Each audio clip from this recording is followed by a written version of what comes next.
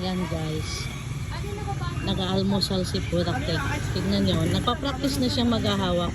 Alam mo, imbis na sa bote siya hahawak, dito siya sa kamay kong mahawak. Yan. Kagigising yan yan. Yung pera mo nakasaan? Sarap. Sarap. Ah, binigyan ka rin ni Tito, ano? Jason? Binigyan ka, Tito Jason? Sabi ko pa yung si Johanna. Sabi ko kami daw dalawa niya ano. Ayun si Johanna. Binigyan mo si John ng 50. Ah, binigyan ba? Ah, kaya pa sabi ko sa inyo magkatabi. Magkano sa kanila? O 75. Ah, hati sila.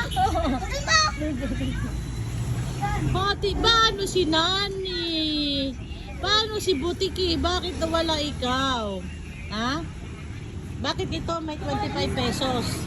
Ha? Sumahod kasi si Jason guys. Nakagkaroon siya ng ano, part-time sa ano, sa pulse yung survey. Week lang sahod nila. Sumahod siya kahapon. Kaya namigay siyang pera. Si Joa binigyan niya 100. Si Joanna 50. Eh, itong magkapatid, ito 50 pesos din ang binigay. Yan. Hati daw sila. Ito, si Butiki, wala. Bakit? Magwewelga tayo mamaya, ha? Ha? Magwewelga tayo mamaya. Bakit ikaw hindi ka binigyan? Ha?